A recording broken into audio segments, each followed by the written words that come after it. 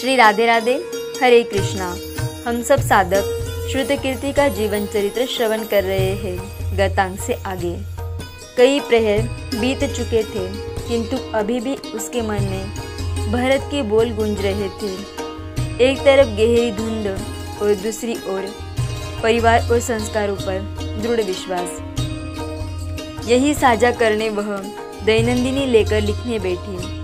उसके कुछ अंश यूँ थे। मैं श्रुतकीर्ति, शत्रुघ्न की पत्नी, जब इस परिवार में ब्याह कर आई थी तब लगा था कि राम भैया जैसा कोई भाई न होगा, पर अब लगता है उनसे अच्छा कोई पति भी नहीं है। सीता दीदी के लिए उनके जैसा ही जीवन साथी। कुछ और आधे अधूरे शब्द लिखे और अगला पन्ना पलटा।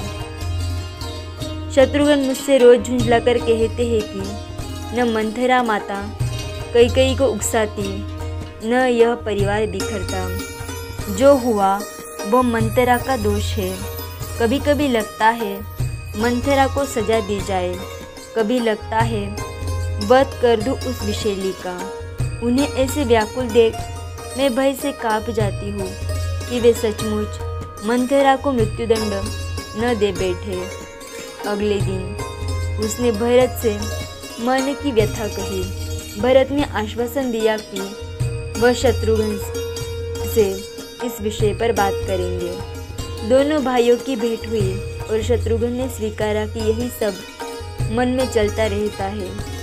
भरत ने भी कहा कि कभी कभी उसे भी यही सही लगता है, किंतु वे दोनों एक बात पर सहमत थे कि उनके राम भैया ऐसा कोई कार्य कभी नहीं करते, विशेषतः जब कोई स्त्री अपराधी ही क्यों न हो। श्रुतकीर्ति को समाधान सा हुआ कि जितने दयालु राम है उतने ही दोनों भाई भी। श्रुतकीर्ति ने निद्रा में लीन उर्मिला की ओर देखा।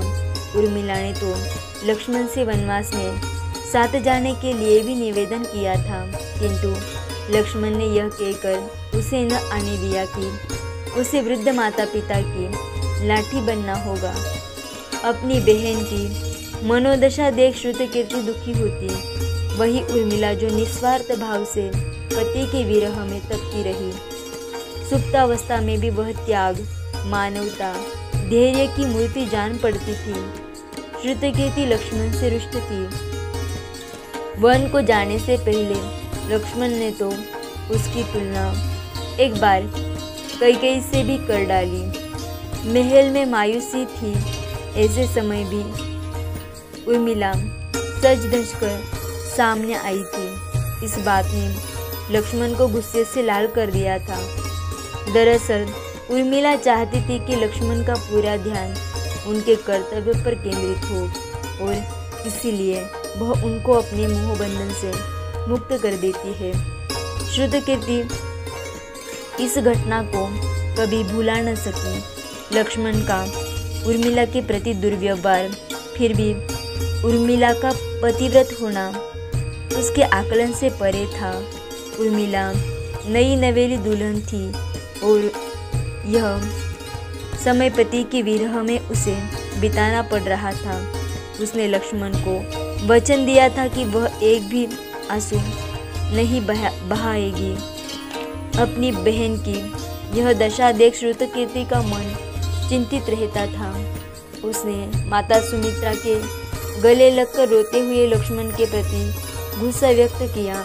उसने कहा कि लक्ष्मण के वनवास से उर्मिला का त्याग श्रेष्ठ है, वह किसी तपस्विनी से कम नहीं।